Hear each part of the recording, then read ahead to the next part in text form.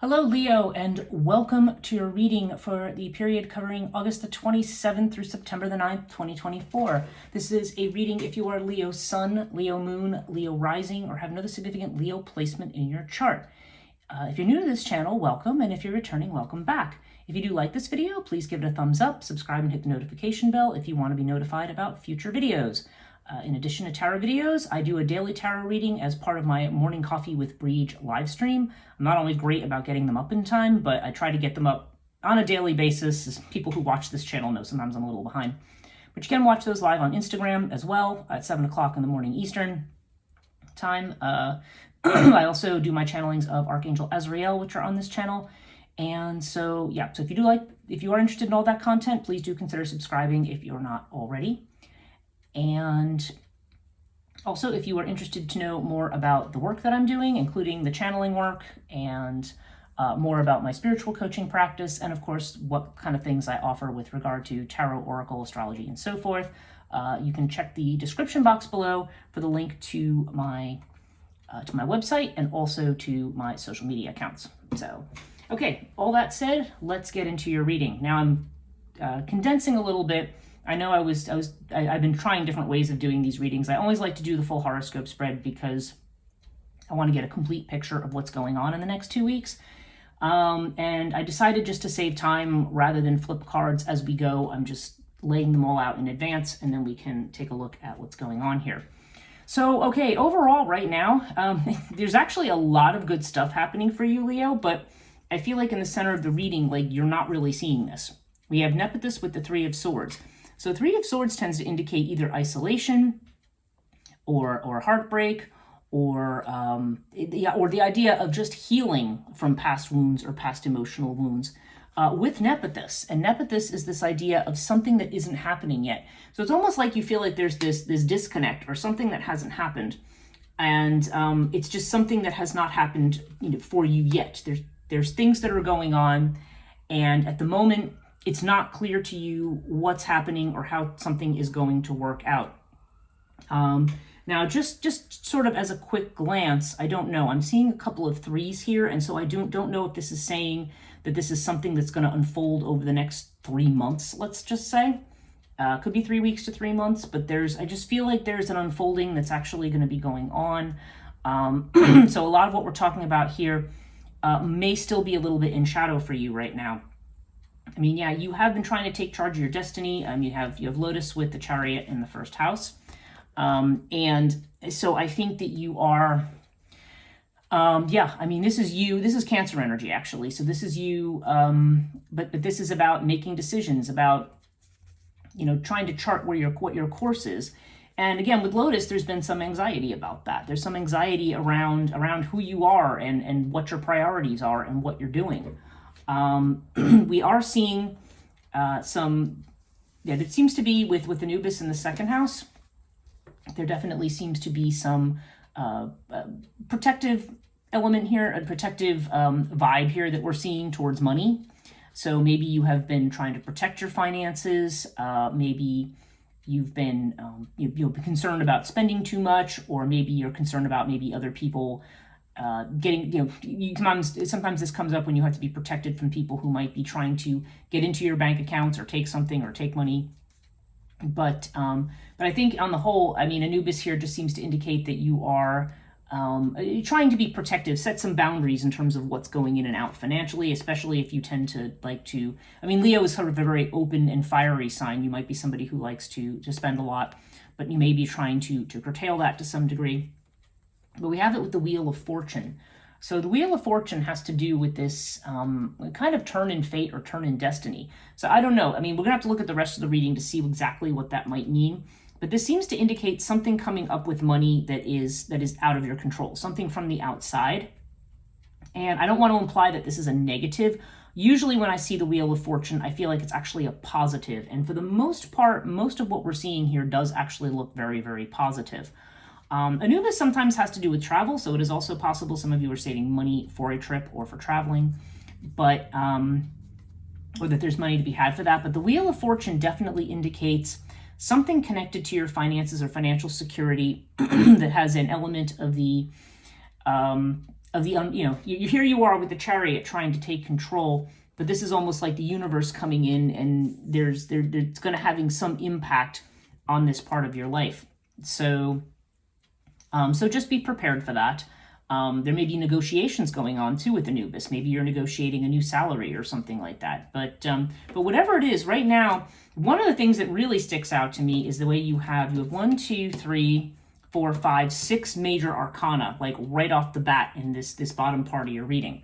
So this all has to do with stuff that's happening it's not something that you have to take an action to make happen. It's that it has to do with things that have been set in motion that you are responding to, okay? So I see this here, but again, between the Chariot and the Star here, this to me does not feel like a negative thing. This may feel like an opportunity, okay? So it just seems like there's going to be some kind of a change, and maybe Anubis is like saying, okay, where you're going to establish your boundaries. Sometimes this could have to do with signing a contract with somebody too, deciding, okay, what are the terms that I want to accept here? You know what I mean? There's an element of that here. I do see, okay. Now this is interesting. Now, if you're in business for yourself, this is definitely a very good sign that there's maybe some new possibilities opening up. Isis definitely indicates a situation that, again, something that may take time, maybe something that's not happening right away. We're seeing this energy of things not appearing right away, but definitely something that's full of great hope and possibility. This is also the house of communication. So for some of you, this could be a message that you've been waiting for. I mean, Isis has to do with being patient, something maybe you have been patiently waiting for or working towards. And with the Star here, it does seem like that there is going to be there's this hope and possibility. And so I feel like there's going to be something coming in. And like I said, this could be a message from somebody. This could be a communication. This could be a negotiation, because this does have a lot to do with business here. But whatever it is, I just feel like you are, there's something here that's full of hope and possibility for you. But with Isis here, there's the sense that you might need to be patient. This may be a message you've been waiting for. Okay, that's kind of what I'm feeling. Or that maybe it's saying you are going to get a message that you've been waiting for, but you just need to be patient for right now. That's kind of what I feel there. Okay. In the home sector and the family sector, we have Seth. Okay. So this suggests to me that there's been some kind of a problem. Now, in this particular segment, I'm seeing it with the 3 of Rods here, and the wing disc is kind of our second card to sort of explain or show the outcome of this. Now, the good thing about seeing wing disc with this, first of all, is that wing disc almost always cancels out Set. It's this idea that whatever the block or the storm or the crisis is, it's definitely going to be overcome. Like, you're going to be fine no matter what happens. 3 of Rods energy, this is somebody who's kind of looking out. I mean, you don't see this person looking out over the water, but that is the implication of this that would be in the Rider-Waite-Smith deck. I mean, this is the Aquarian Tarot. But we have this person who's kind of looking out at the next thing. So I don't know. I don't know if this is contemplating a move. If a move is going to have to happen very, very suddenly, because sometimes this would be some kind of a crisis. Maybe if there's a lease that needs to be broken, or sometimes this can happen when somebody's not renewing a lease, or there's just some issue or crisis or thing that connected to the home, or again, potentially connected to the family. But something where there's like a third party involved, or a third party that's needed. Maybe somebody is tied to a particular place when they need to move, because maybe you're taking care of a relative or something, or you're needing to be near somebody. But whatever this is, I feel like you're being called towards someplace else or towards something else. Even if you're not physically moving, you might be being called towards something where maybe you're concerned about a home or a family situation, but whatever it is, it's going to be solved. Like, there's going to be a solution to it. And you are going to be able to overcome whatever this obstacle or difficulty is. So we read further. Let's just see if we can pinpoint a little bit more what this might be about. I'm seeing Queen of Cups and water up here in the 8th house. Let me just mention that. Water does seem to indicate change and movement, and this can, for some of you, mean physical movement or moving. I feel like for somebody, they're afraid of moving because it has something to do with their mother. Queen of Cups is strong. I mean, it's love energy, but it's also mother energy. So there may be some changes. This is also the idea of following your heart up here. This is more about you being in tune with what really makes sense for you and what resonates for you, rather than you just doing everything by the book traditionally, or just strictly according to facts or logic. I mean, there's a strong sense here of you leaning into your intuition and leaning into your intuitive knowing here, and that this is going to be part of your transformation, what's going to take you to the next place. But I can't help but feel that this is the house of the mother, but there's a strong vibe or a strong energy here that says that there may be opportunity here, but there may be some kind of family situation, or it could be even just something like a lease or whatever that's holding you back. But whatever it is, I don't know. If it's a lease, maybe someone's going to buy you out. If it's a matter of caring for a relative, maybe there's going to be another arrangement made where that's going to be able to happen. Don't know. But there's something here about changing or moving potentially here. But that there might be, like, it's something that's going to happen, but there's a block to it right now. Okay, now this is interesting. Now these are your two houses connected to love and relationships. The fifth house and seventh house. This is Leo energy. This is your own energy, right? And then this is the Libra energy of the seventh house. And I tend to read these two as a pair, because if somebody is looking for love, because this has to do more with your dating life, and this has to do with more serious commitments, okay? So if I just take these two cards away and just look at Urias and Sphinx, there is somebody who is secretly watching. There is somebody who is secretly interested. There is a situation where you're saying, no, it can't possibly be this, or, oh, I don't think this person really thinks this, or is going to do this, or is going to make a move. And this is saying, oh, it's not going to be what you think, okay? Now, what's interesting is we have this with Emperor energy and Magician energy, both major arcana, I will note. So there seems to be something either karmic or destined about this relationship. With the Emperor, we could be talking about Aries energy. It could be Aries. It could be another fire sign like yourself too. It could be Aries, Leo, or Sag, really. But Emperor is really associated with Aries. It does not have to be an Aries, by the way. It can be somebody else. But I feel like, now this is interesting over here, because Sphinx is kind of like this energy of sitting back, just keeping something a secret, not saying anything. But the Magician is a card of action, okay? So it's a card of manifestation, someone moving towards you. But whatever somebody's doing, they're doing it. And there's definitely somebody, the Emperor, this could be also like a boss figure or somebody like that. Or just somebody who's in some kind of position of authority. They don't have to be your boss, but they could be somebody in position of authority. And there's this sense of somebody is working to manifest something with you, but right now it is definitely a secret. This is 100% happening for somebody watching this, okay? That I'm gonna stand by. Now again, if you are somebody who's already married and in a relationship, it could be that your partner is, I don't see this as a negative. They could just be planning a surprise for you, or there could be something maybe you've been trying to manifest together that you've been waiting on that may finally come to fruition here. So, but yeah, and this can also, again, if you're not married or looking for, or love is completely not on the table here, you have the possibility here. This has to sometimes do with creative projects. It can have to do with children. So again, there could just be some kind of a situation that's not what it appears to be. And there's something that centers around this person who is either a leader or an authority figure or something like that. But I don't see this as a negative. Again, Urias is not a negative card. It just basically says that there's something that's, you need to be careful of taking things at face value, is what this card means, okay? Now this is good because this seems to be in the sixth house with Virgo. You've got Horus with the World. And to me, this is this can represent the end of a health problem or crisis if you've had one. Horus has to do with, this is the card of good health, and it's in the house of Virgo, which has to do with your physical health. We are in the time of Virgo right now, and this certainly has been a time where we have been, we've been working, where this may be a focus for us, where we may be working on our physical health, our emotional health, even potentially our spiritual health, whatever it is, we're working towards something with regard to our health. And again, there's this strong 3 energy, because this is card 21, with 2 and 1 adds up to 3. We've got a 3 here, we've got a 3 here, we've got a 3 here. There's just a lot of 3 energy here. I'll have to see if we run into any, and actually, Sphinx, 2 plus 1 is 3. You've got a lot of 3 energy here.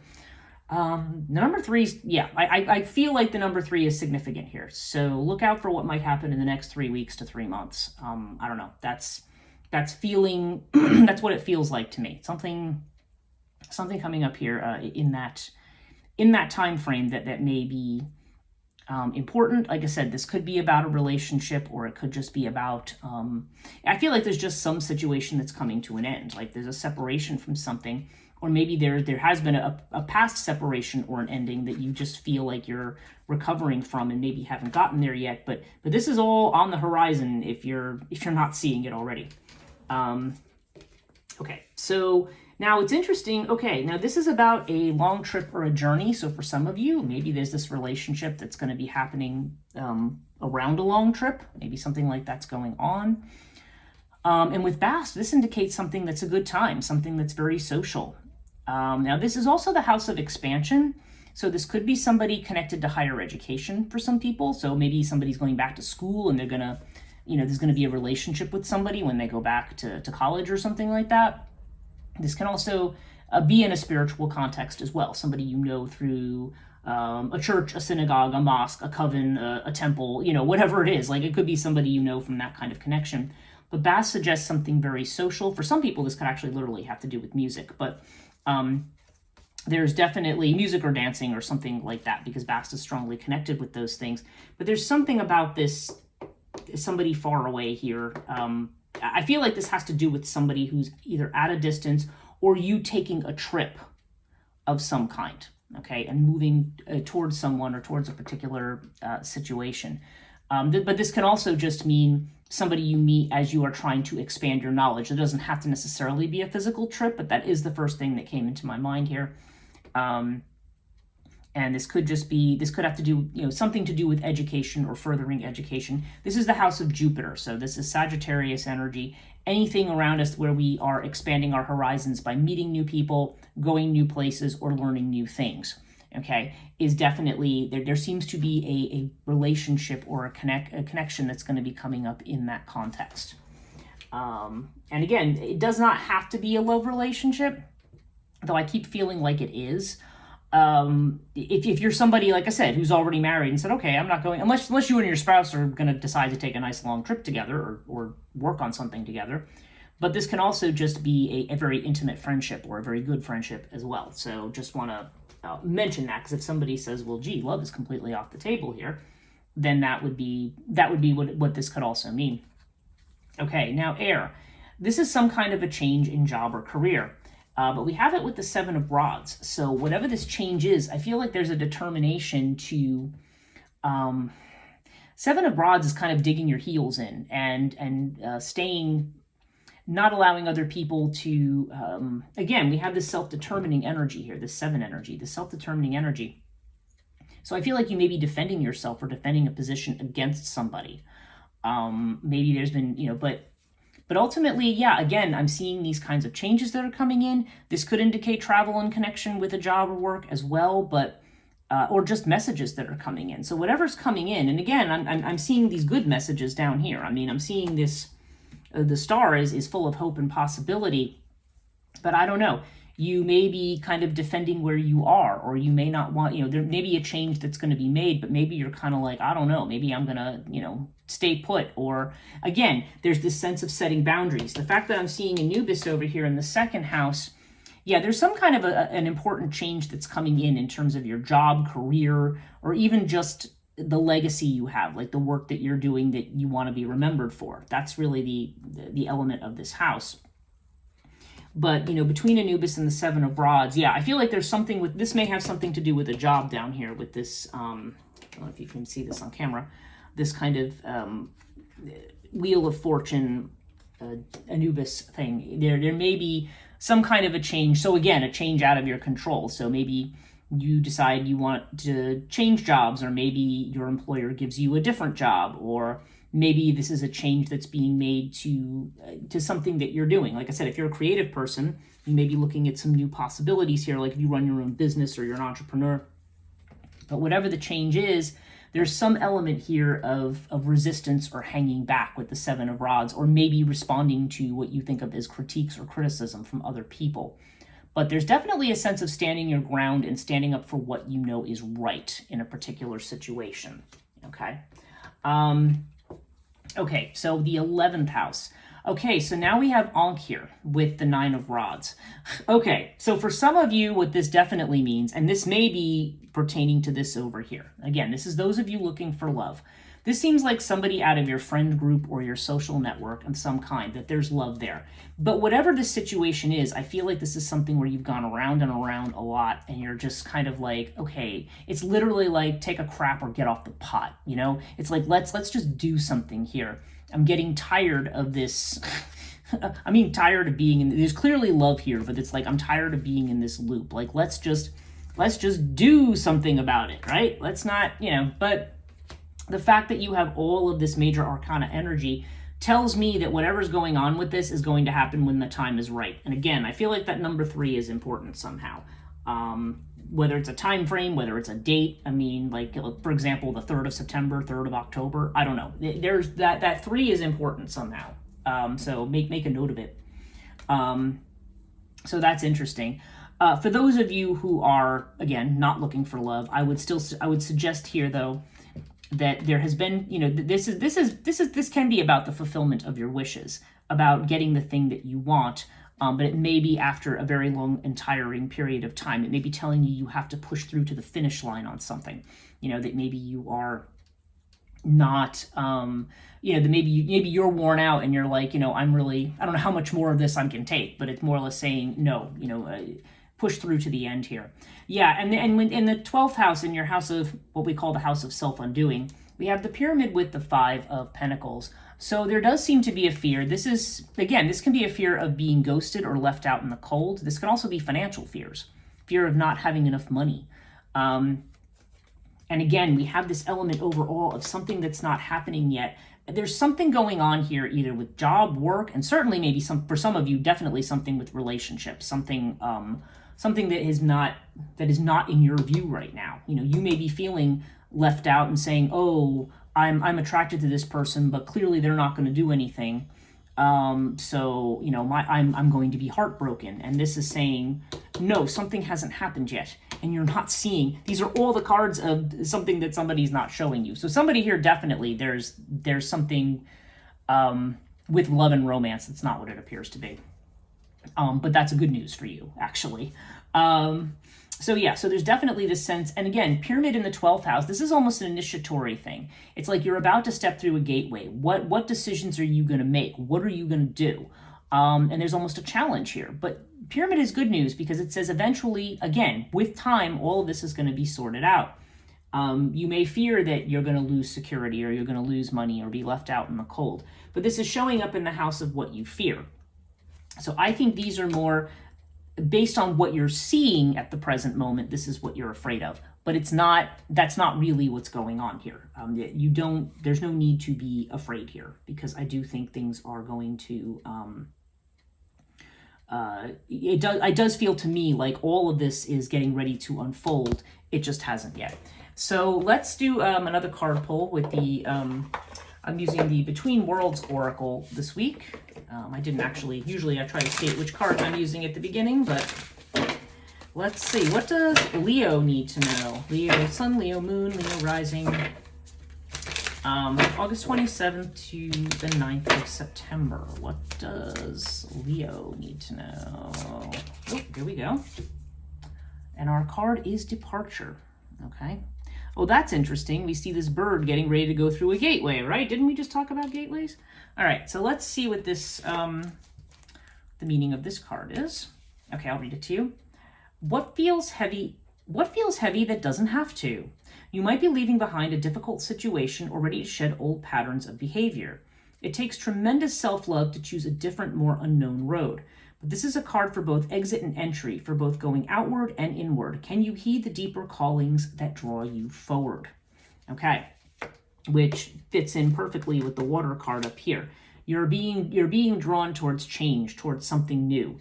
And the question then becomes, and there does seem to be some concerns about security. There's some concerns about being left behind in something. But I feel like, very strongly feel like the universe is moving you to a much better place, Leo.